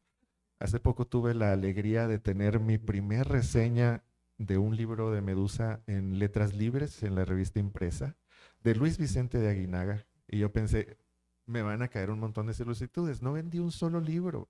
Por eso, cuando hago pautas pagadas en Facebook y en Instagram, las dejo por semanas y a veces he vendido una o dos, no sale ni siquiera lo que pago para la publicidad. Es muy difícil. La mejor publicidad que yo he notado es la de boca en boca, sin ninguna duda. Y por eso yo trato de hacer relación muy cercana con mis lectores. Les pongo detallitos, les mando una calcomanía de la mascotita, cositas así que los van acercando y hacen que ellos mismos recomienden en sus propias redes a otros y por ahí es donde me llegan más ventas. definitivamente el marketing es un gran problema. Yo me imagino que la única forma de hacerlo funcionar es haciendo una gran inversión de dinero y de tiempo para que un libro, algo de marketing funcione. Esa es mi experiencia, pero también tengo que aceptar que no tengo tanto tiempo como para invertir en redes porque realmente sí es costoso en cuanto a recursos de tiempo. A mí me sucede un poco lo que le sucede también a Edgar, que es que, bueno, yo soy la única persona que hace, que está de lleno en la editorial, ¿no? Sí, como les comentaba hace rato, hay gente que trabaja por proyecto, pero se dedica exclusivamente a esos proyectos, ¿no? Entonces, pues yo llevo los paquetes cuando hay que enviar algo, llevo las redes sociales, algo que es bastante raro porque yo nunca tuve redes sociales personales. Entonces, cuando inicié con las redes sociales de la editorial, me costaba un poco de trabajo entender cómo funciona. Me sigue costando muchísimo trabajo, pero antes aún más procuro tener presencia por medio de redes sociales. Pero algo que nos ha servido mucho y creo que se agradece también este tipo de esfuerzos es que hay una iniciativa por conjuntar a las editoriales y darles mayor visibilidad. Estoy hablando de dos proyectos en concreto, que es la compilación de editoriales independientes que se lanza cada Día Mundial del Libro, el 23 de abril, y que, bueno, es una iniciativa en la que cada editorial manda un extracto de algún libro y se publica un librito, creo que los tenían aquí en la mesa anterior. Entonces, eso ayuda a darle visibilidad a las pequeñas editoriales o editoriales independientes y proyecta los trabajos de cada uno, ¿no? Además de que es un buen ejemplo de la diversidad que hay en cada una de estas editoriales, ¿no? Y otro evento u otra iniciativa que nos ha ayudado también bastante es un evento que se realiza en la Ciudad de México que se llama La Otra Feria, que bueno, mencionaban las problemáticas que tenemos las editoriales que trabajamos desde provincia. Entonces te lleva de cierta forma a estar en donde sucede la mayor cantidad de cosas del medio editorial, te ayuda a conocer al resto de los editores, a plantearles también interrogantes que te surgen, ¿no? A intercambiar ideas, todo eso. Entonces, ese tipo de escaparates ayuda a que las editoriales tengan mayor visibilidad. Eh, Híjole, sí, han hecho cosas muy interesantes. Creo que las redes sociales han sido como uno de los puntos clave de nuestro proyecto porque, pues de alguna manera no cuesta nada, pero sí cuesta, ¿no? O sea, creo que lo máximo que hemos gastado en publicidad, sobre todo en Instagram, son como 200 pesos, pero le ponemos que al día cobre como 22, entonces se queda como unos 6 días y se acaban los 200 pesos y lo cobra de la tarjeta. Pero, o sea, procuramos como ir a todas las redes sociales. O sea, nosotros ya pasamos de esa época en la que pues ya no le sabemos tanto a TikTok ni nada de eso. Y trabajamos con personas más jóvenes que nos apoyan en eso. Y hay como una especie de tendencia a los booktubers que empiezan como a hacer reseñas, que luego ni son tan buenas las reseñas, pero como que tienen muchos seguidores y funciona así. Creo que lo peor que puedes hacer es comprar seguidores, porque se rompe el algoritmo. Entonces puedes tener seguidores que son de Indonesia, de Filipinas y que ni siquiera hablan el idioma que tú hablas y se hace un relajo. Pero hemos hecho eso, que también hemos hecho lo que comenta Miguel, que es importantísimo, las alianzas con las editoriales para poder participar en diferentes eventos. O sea, en las ferias que no son, digamos, como la FIL de Guadalajara o la de Monterrey o la de Oaxaca, estar como ahí haciendo la resistencia, compartimos el stand, muchas veces hemos compartido el stand aquí en la FILU, formamos parte del stand de Aquelarre, nos han recibido y estamos contentos de estar acá, pero también hemos sido una editorial que ha ido a la Feria de León, a la Feria de Aguascalientes, a la del Zócalo y hemos llevado un stand, invitamos a otras editoriales, nos hacemos cargo de sus libros, no solo somos editores, también estamos en el puesto haciendo labor de venta, pedimos como que nos manden los títulos, que nos digan de qué van los libros, no los puedo leer todos, pero estamos ahí sentados, ¿no? Resistiendo las 10 horas de estar en el stand. Pero creo que es importante, pues sí, no tenemos la capacidad, la solvencia económica para pagar una campaña de publicidad muy amplia, ¿no? O sea, que pueda estar, pero sí aprovechar los pequeños recursos que hay con las redes sociales, el de boca en boca, y también lo más importante a veces es como que acudir a la parte en la que podemos insertarnos en algunas escuelas donde se pueda hacer la promoción del libro.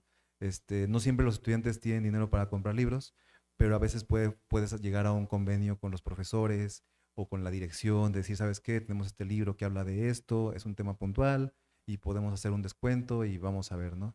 Entonces, ese tipo de promoción funciona porque luego los chicos y las chicas suben sus fotos a las redes sociales, nos etiquetan y empiezan a llegar más seguidores, es como una cadena interesante. ¿Alguna otra pregunta? Sí, yo quiero hacer una pregunta. ¿Coeditar supone desventajas? Pues no, me parece que al contrario, me parece que es muy ventajoso. Desgraciadamente la coedición ha cambiado ya mucho en los últimos quizás 10 o 15 años. Anteriormente las coediciones reportaban buenos dividendos a las editoriales porque la editorial proponía una cotización de la que generalmente se obtenía la mitad de los ejemplares impresos y un beneficio económico por parte del proceso de diseño, edición, formación y demás. Este tema ya lo han estado borrando las instituciones, tanto universidades como estados. Ahora, la gran mayoría de ellas a lo más que llegan es a ofrecerte la mitad del tiraje. Y pues bueno, ese es el trato que se hace ahora. Era mucho más conveniente antes. Todavía algunas universidades lo hacen. Ahora voy a hacer la segunda serie de los homenajes, un homenaje a Homero, donde también me voy a juntar a 80 poetas e ilustradores para hacerle un homenaje a Homero. Y la Universidad del Estado de México le gustó el proyecto y ellos hicieron una coedición tal como se hacían antes. Hice mi cotización, voy a poder usar parte del dinero para la impresión, parte para el envío de libros a los autores y queda un poquito para posiblemente hacer difusión más intensa de ese libro. Pero ese tipo de cosas ya se están acabando. Recientemente le propuse un libro al Fondo Editorial del Estado de México y ellos ya me dijeron, hace 2 años ya dejamos de hacer esto. Lo que vamos a hacer es imprimir y te damos la mitad y hasta ahí se acaba el trato. Y hay otras instancias que sí con las que no convendría coeditar. Menciono a nuestra Universidad Autónoma de Chihuahua, que comparada con la Universidad Veracruzana es como una especie de carrito de paletas.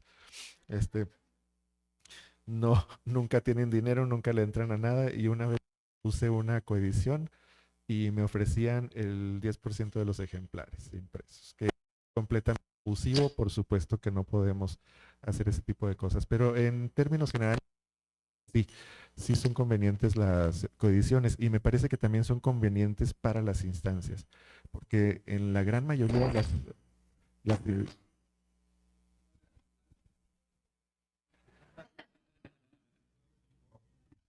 la de Chihuahua es la que... Sí, la veracruzana es un orgullo nacional, de verdad.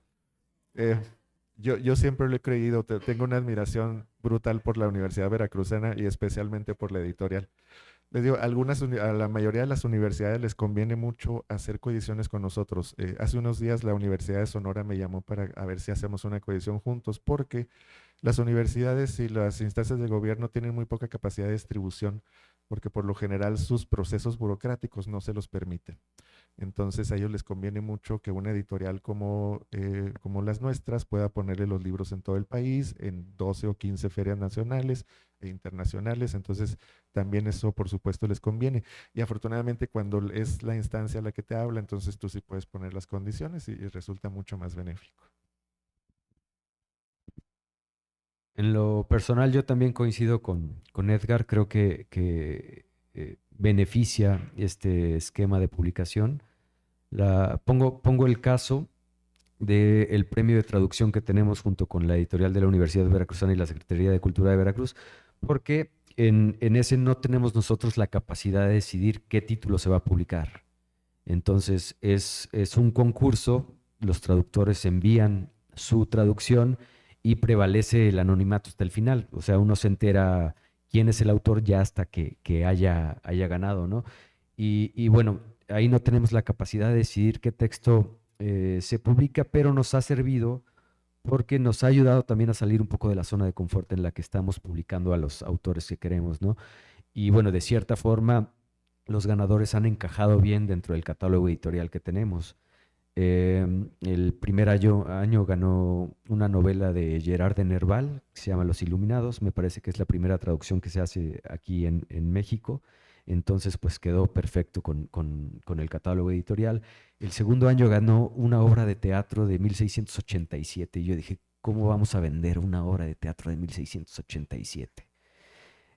Afortunadamente ha tenido buen movimiento, buena recepción, ha funcionado.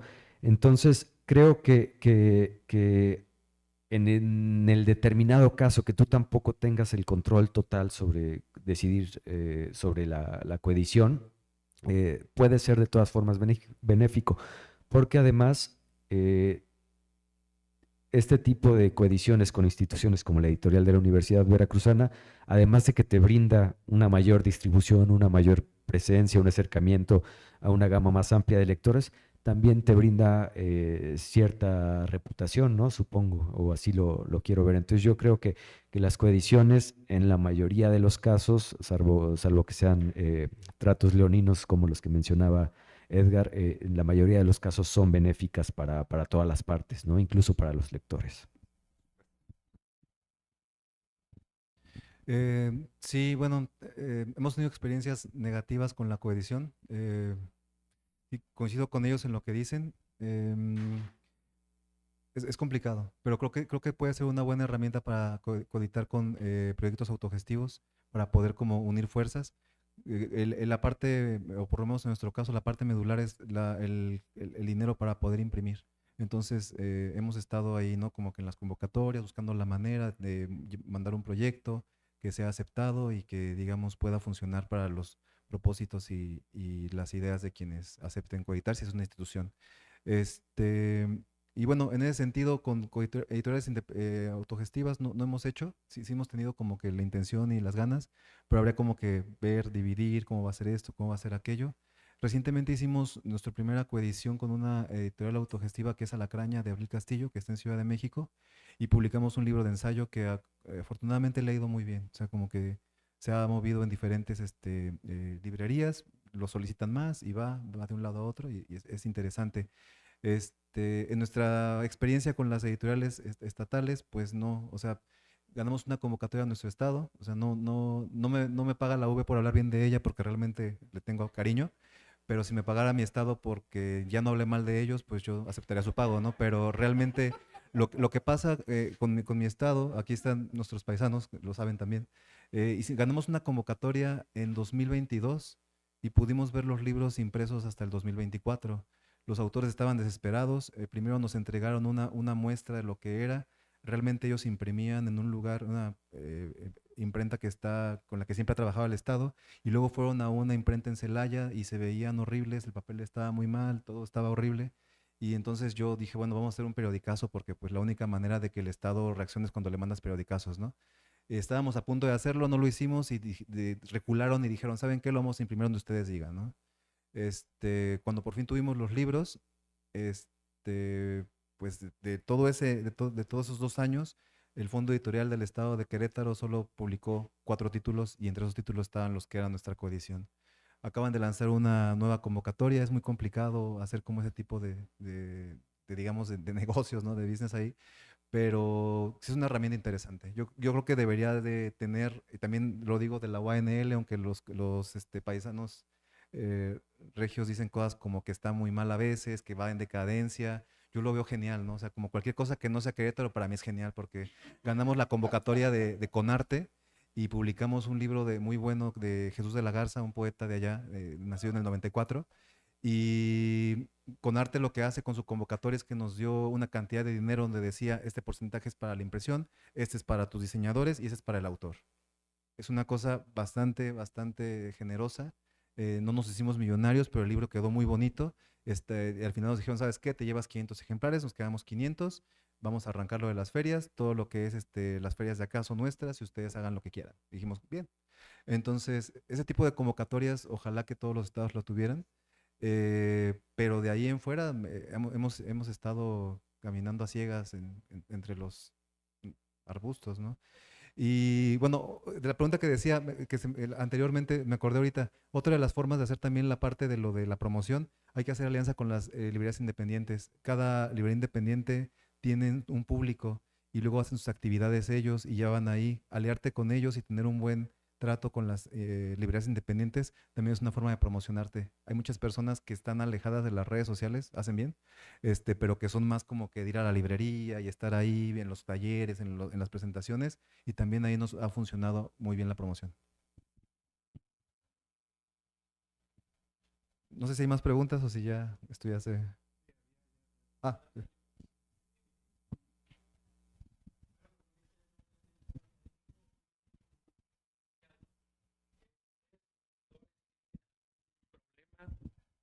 o tendrían algún problema de trabajar con algún texto generado totalmente por estas AIs, o hay algún compromiso con los autores de carne y hueso, o no sé, ¿cuáles son los retos para ustedes como editores y bueno, como creadores también, ¿no? De los títulos que luego terminan en nuestras manos, ¿no? Es una gran pregunta y justo cuando entré en la mañana aquí vi esto y me interesó muchísimo. Voy a tratar de ir a algunas de las sesiones ahora en estos días que estaré aquí. Yo estoy completamente en contra de la inteligencia artificial, completamente. He jurado que no voy a usar jamás un solo elemento de la inteligencia artificial en mis libros. Todos los libros van a ser hechos siempre por creatividad humana. Me parece muy peligroso. Sinceramente a mí me da miedo. Yo temo por mi oficio. Tardé mucho tiempo en llegar a hacer esto que tanto me gusta y que tanto me emociona y en mantenerlo y posiblemente en hacerlo crecer todavía mucho más. Y me deprime y me enoja mucho que hay empresas que te ofrecen no solamente crear tu libro textualmente, sino editarlo con inteligencia artificial y subirlo a Amazon. Y hay un montón de gente abusiva que está subiendo cientos de títulos de esa naturaleza a Amazon y que están haciendo negocio con ellos. Porque por lo general son textos basados en otros textos muy vendedores y que tienen muchas posibilidades de vender. Y me preocupa mucho que el común del público no sabe distinguir entre la calidad del arte humano y la calidad del arte de la inteligencia artificial. Verdaderamente coincido con el maestro del estudio Gimli de que la inteligencia artificial es un atentado contra la humanidad y que parece que hemos estado perdiendo la confianza en nosotros mismos. Por supuesto que como los costos son prácticamente nulos de hacer ese tipo de cosas, muchas personas los han estado haciendo. Por cierto, recientemente ahora que me compró esta editorial argentina los derechos de distribución de una de mis antologías, me mandaron el diseño y la portada está hecha con inteligencia artificial. Y mi portada tenía una preciosa pintura china de la época antigua de la dinastía Sung, me parece. Y me mandaron una con inteligencia artificial y que aparte parece más de novela de terror que de poemas chinos. Pero ya no puedo hacer nada. Yo les vendí derechos de distribución, ellos tienen derecho a hacer su arte con sus libros, pero sí me sentí muy incómodo con eso y esto está proliferando a una velocidad asombrosa. A mí me parece que va a afectar muchísimo a nuestro ramo, desde luego. Pues yo soy medio arcaico. La verdad es que no, la tecnología no se me da muy bien. Entonces, en lo particular, no la he usado ni creo llegar a utilizarla. Sin embargo, creo que, a diferencia de Edgar, creo que puede ser una herramienta para algún sector, ¿no? Que evidentemente hay que ver qué tanto se debe usar, pero que creo que puede ser una herramienta que puede beneficiar de cierta forma a cierto sector de la edición. Yo no estoy en contra de su uso, yo no la uso personalmente, pero no creo que afecte tanto, ¿no? Bueno, yo creo que son unas por otras, o sea, hay cosas que se pierden y cosas que se ganan. Se ha agilizado, no consulta ChatGPT, o sea, todavía consulta Google y cosas así, pero sí he visto que hay bastantes avances en cuanto a los procesos de la labor de las personas que se dedican a hacer copy o que buscan como ir alimentando su chat GPT para poder tener una retroalimentación ahí con eso, ¿no? Creo que es interesante. Y creo que puede ser una herramienta que podríamos como, a lo mejor no ver como con tanta desconfianza, sino irla, no sé si domesticando, como si fuera un Tamagotchi, no sé, un Furby. Yo pienso como en los Furbis, que cada vez que les hablabas ya hacían más palabras y podían elaborar unas frases más complejas. Pero en este caso de si nos llegara una obra así, híjole, como que lo primero que pensé cuando terminaste la pregunta fue, nos llegan muchos correos con manuscritos que no tenemos, no somos la cantidad suficiente de personas para poder atender. Entonces como que tendríamos que leer todo eso, ¿no? Y al leerlo es como que luego decidir, hacer una dictaminación, reunirnos, es como que, este sí por esto, nos interesa, va con la línea, va por acá. E incluso todavía ahí creo que si llegáramos a tener la capacidad de revisar todos esos manuscritos, es posible que sí alguno de los editores y editoras que estamos en este oficio nos metan gol y alguien nos mande por ahí un poema que esté escrito con inteligencia artificial. Lo que me preguntaría yo es como de, si llega a suceder y entra un poema así, bueno, de cualquier manera esa inteligencia artificial estuvo alimentada por bastantes documentos que conforman la tradición, ¿no? de nuestra literatura. Espero que no suceda. Si en algún momento pasa, está esta película de Simón, no sé si se acuerdan de ella, de esta película donde, es la primera película donde hacen esta actriz que está hecha holográficamente por computadora y que engaña a un montón de personas y que están enamorados de ella, pero realmente no existe. Yo creo que sí podría haber en algún momento algo así. No sé si ya pasó en un concurso, que alguien ganó con un cuento o algo así, pero esa es la parte en la que es un nuevo reto, ¿no? Un nuevo desafío para el oficio. Entonces, pues nada, hay que estar alertas. También creo que es un tanto un asunto ético, ¿no? Porque como lo decía Hugo, leí hace unos meses que en un concurso una escritora ganó y resultó que había hecho mejoras a su novela con inteligencia artificial, ¿no? Entonces hay que ver qué tan permitido puede estar esto, ¿no? En los concursos, ¿no? De qué manera se puede regular, porque creo que puede ser muy difícil saber si se trabajó o no con inteligencia artificial. Y bueno, creo que evidentemente eso resulta en una ventaja, ¿no? El trabajar tu obra con inteligencia artificial y pulir como ciertos detalles que de otra forma no podrías pulir. Entonces, creo que se tendría que hablar más a fondo y bueno, ver qué sucede y cómo va caminando esto, ¿no?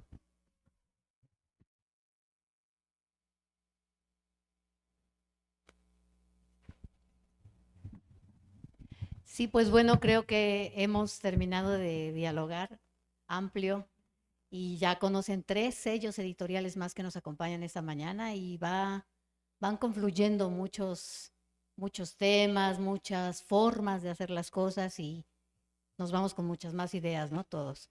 Quiero nada más darles las gracias a Miguel Pineda y le ofrece la FILU su reconocimiento por su participación en la mesa 2, autonomía e interdependencia. Miguel, muchas gracias.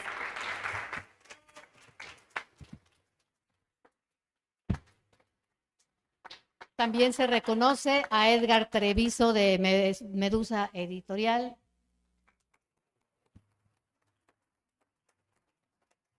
Y a Hugo Cervantes. Y a todos ustedes, gracias por su presencia. Los esperamos a la mesa 3 a las 4 de la tarde. Muchas gracias por acompañarnos.